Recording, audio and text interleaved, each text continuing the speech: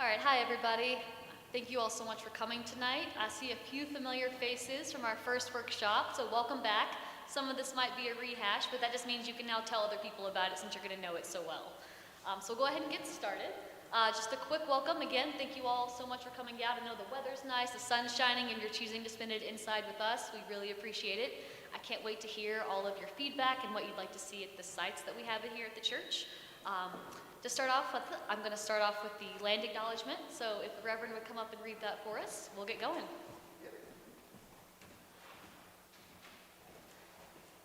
Laidlaw Church in the city of Hamilton is situated on the traditional territories of the Erie, Neutral, Huron-Wendat, Haudenosaunee, and Mississaugas.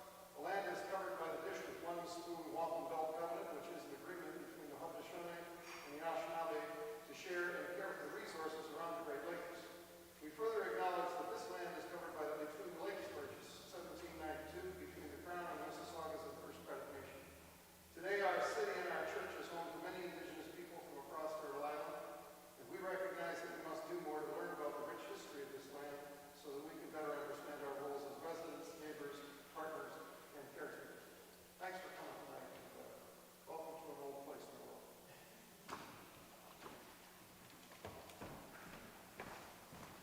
Thank you so much. So just looking through the agenda tonight, I'm going to do just a quick few announcements, and then I'll be speaking for Green Venture about the project that's happening. And then we'll hear from Adele Pierre, who is our landscape architect, who will be designing the site with us. And then we'll do a quick little walk around through the space so everybody can get a feel for it beyond just looking at pictures of it. And then we'll go downstairs for our small group workshop. In between, if you want to come back and grab snacks or refreshments, feel free. But let's get going.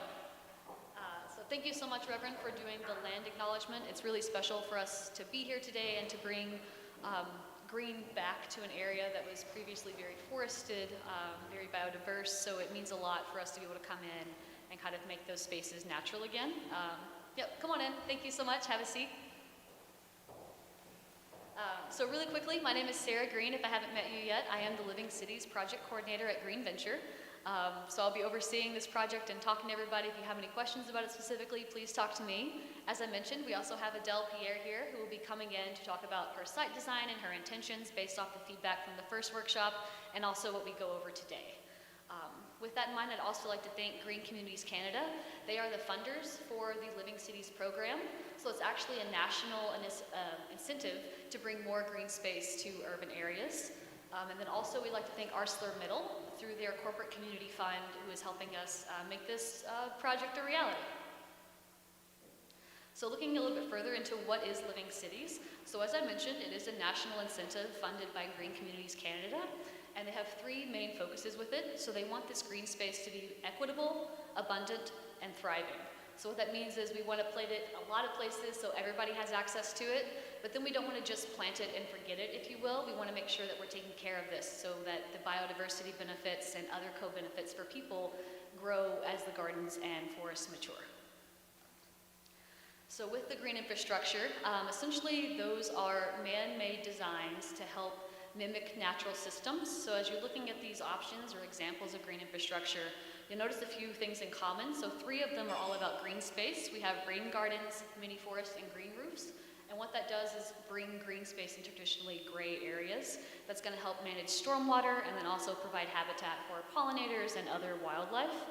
The permeable pavers is kind of its own separate thing, but it still helps mimic the natural water system by allowing water to actually pass through the pavement and recharge in the water table, as opposed to just setting on top of what is traditional pavement and then running off and overflowing into our storm system. This can cause a problem with climate change as storms get more severe. So getting ahead of those things and managing stormwater from the get-go is what this is all about. So looking a little bit more specifically at Hamilton, as I mentioned, there are a lot of benefits when it comes to green infrastructure. One of the big things is that it helps reduce the urban heat island effect. So what that is a result of all of the concrete and pavement that you see in urban areas. All of that absorbs the sunlight, so it makes cities, more dense areas a lot hotter than you would find outside of cities, more rural where there's tree cover. So looking at this aerial view of Hamilton, you can see along the escarpment there, the green belt belt, and that's going to signify cooler temperatures. Typically, you can also associate that with better health outcomes for residents as well. So keeping that in mind, we are looking right here in the circle area is Cannon and Ottawa, the intersection just right out here. So this is where the church is. As you can see, it gets greener south of us as you move closer to the escarpment and Gage Park, but north toward the water, it's orange. It's going to be a lot less tree cover. You're going to see more pollution. You're going to see a lot higher temperatures. And as I said, with climate change, all of those effects are going to be more severe.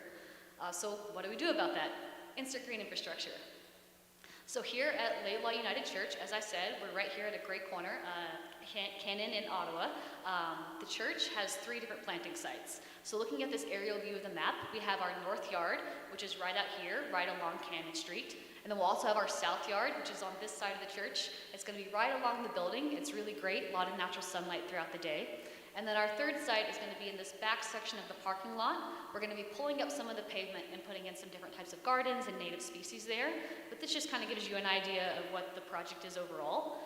We will be pulling up over 400 square feet of different, right now, impermeable surfaces, so a mix of both concrete and pavement. So looking back, before we can look ahead, we kind of want to look back at our previous workshop and talk about what we learned at the past one. So we had over 30 people in person and 20 people tuned in to live stream to hear about this, which is excellent. What the result of that was, we had over 6 different site designs for each of the 3 sites based on people's feedback. So our first workshop was a lot about vision. So we really wanted people to kind of dream big. There was no limitations. What do you want to see in these spaces? So each group was given a site plan, as you see up here on the screen. And this is actually like what the church is. So you can see all the legal like utilities and poles and trees. So with this, each group was given little icons so they could put around like, oh, I'd love to see trees here, or I'd love to see a row of shrubs, or a permeable pavement pathway going along the street would be excellent. So we had people write notes, and then we got different feedback from each of the groups that were here. And we got a few different, I guess, summarized feedback for each site. So this north lawn out here, site 1, one of the big things that was kind of a common thread was creating a nature walk, if possible, going alongside Cannon Street parallel to the sidewalk, but having it be surrounded by nature on both sides. So it's getting you off the sidewalk a little bit further away from traffic and giving you that time to kind of de-stress and take a break when you know, metaphorically and maybe literally smell the flowers, if you will. This site is really good for rain gardens because there are 3 downspouts coming off the side of the building. We can go into a little bit more detail about that in the workshop, but just something to keep in mind. For our second site, which is the south lawn right over here, something that was a really great idea was having a welcoming archway. Right now it's just that open gate right along the sidewalk on Ottawa Street that kind of welcomes people into that grass area. And I think it'd be really neat. Somebody suggested having an archway, maybe a trellis or something, just some color that would be above you and around you on both sides to welcome you into the space and really signify that it's for everybody, and it's kind of a different space. It's not just grass, like come in and take a break, really signify that it's something special. And then our third site, what you can see here is kind of looking at this graph, the most popular thing that was suggested for the third site was actually a vegetable garden. There was a lot of interest in having maybe raised beds perhaps and some seating for the gardeners, and maybe a rain barrel on this side. So we'll get into more specifics, but those are just things to keep in mind as we do kind of walk around and hear from Adele on what she's thinking about so far based on the feedback. And then, I think this is all you, right? Okay, now we'll hear from Adele. Thank you so much, guys.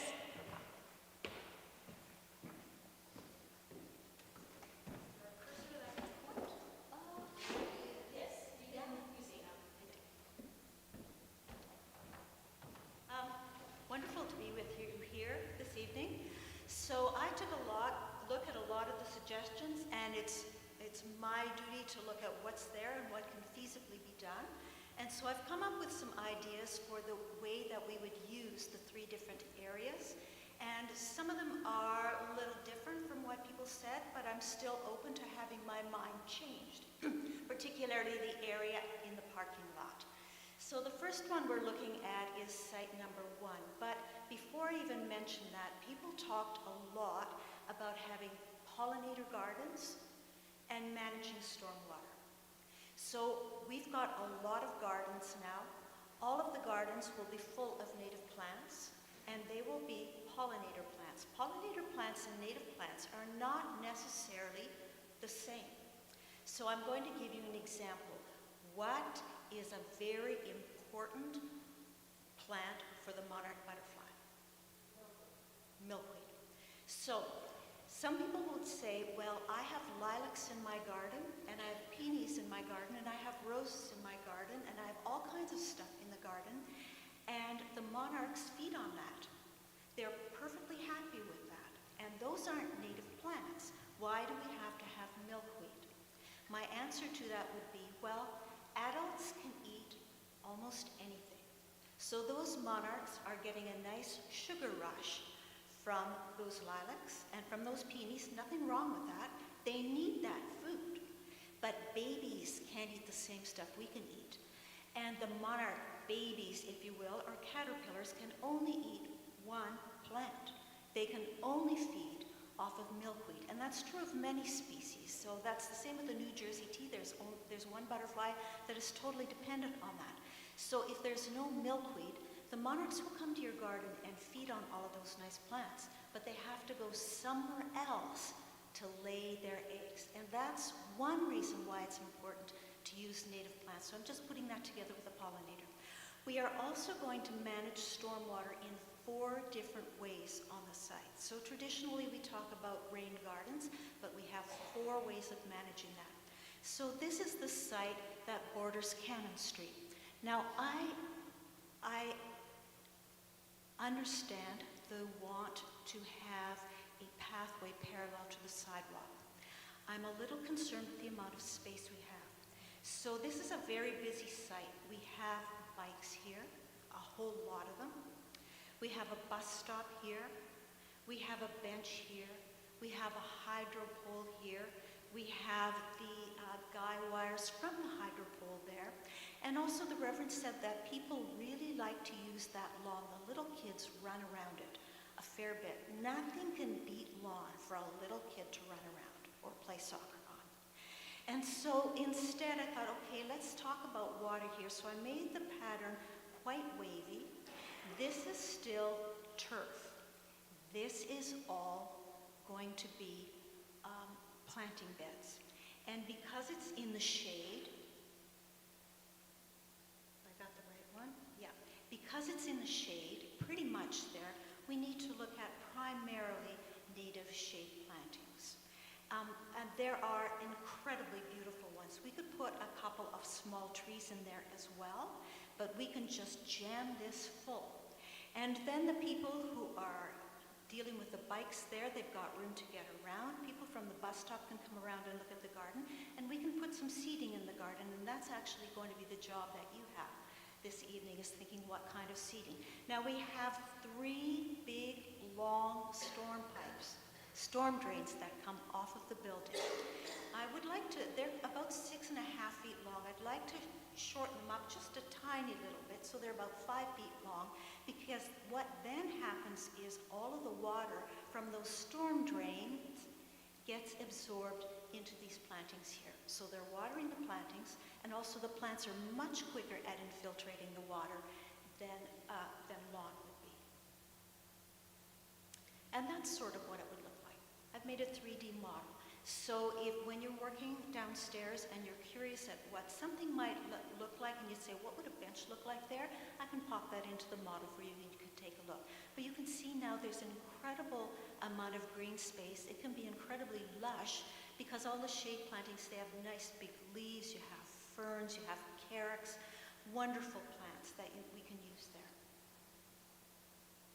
If then we look to the back, this is what was site number 2. And we are also infiltrating stormwater here from storm drains, as we did on site 1. But also now we're putting a rain barrel. There's a storm drain that comes right down here. We would like to redivert it and put it in a rain barrel, because then that water can be used for watering the plants. The third strategy that we have after the plants and the rain barrel is a permeable pathway. So there's a wonderful product called Storm Flow Surfacing that I'm thinking we should use. It kind of looks like asphalt, but it's made from recycled tires and granite, and the water goes straight through. And you can get it in wonderful colors. And the most important thing about the pathway is that it needs to be accessible, because this is the way of getting in from this street all the way through to the church. We're ripping up concrete here, and we're putting in all kinds of plants. We're ripping up concrete here, and we're putting in a fourth strategy for absorbing rainwater, and that is a rain garden. And then we are also ripping up the concrete here. Now, one reason I wasn't so keen about a vegetable garden down here is because there's a lot of shade. And for vegetables, we need 100% sun.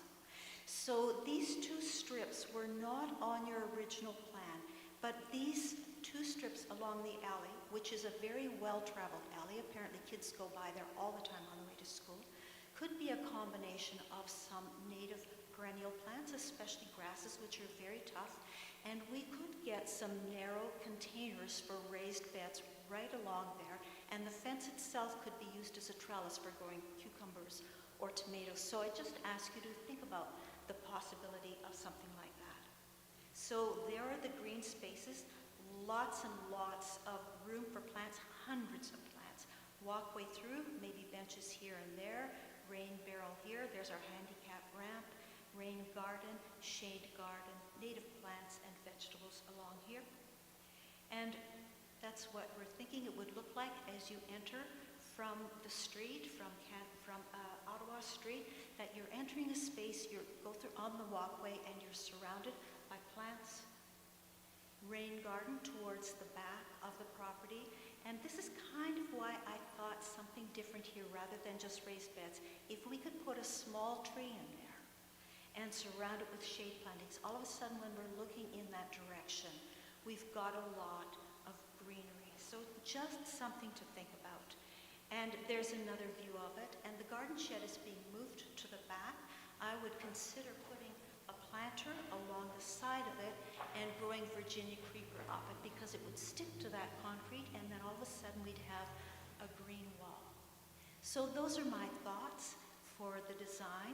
We have big plans printed out to look at this evening.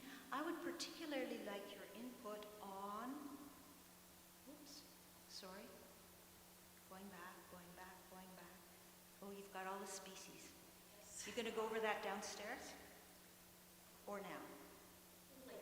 Later, right. Yeah, back the other way. Let me just talk. I would be particularly interested in your ideas for seating, where it would be. I would be very interested in the amount of lawn that you think we need at the back underneath the tree to provide just some informal seating and room for the picnic table, and just any other thoughts that come your way. And that's it. Thanks.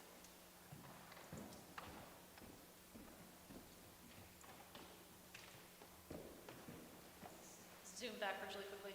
It's fine. Okay, intermission. Thank you so much, Adele. Really appreciate that. So now we're going to take time, grab a snack or drink. I'll meet you at the back of, I guess, the front of the church, and then we'll do a little field trip around the sites.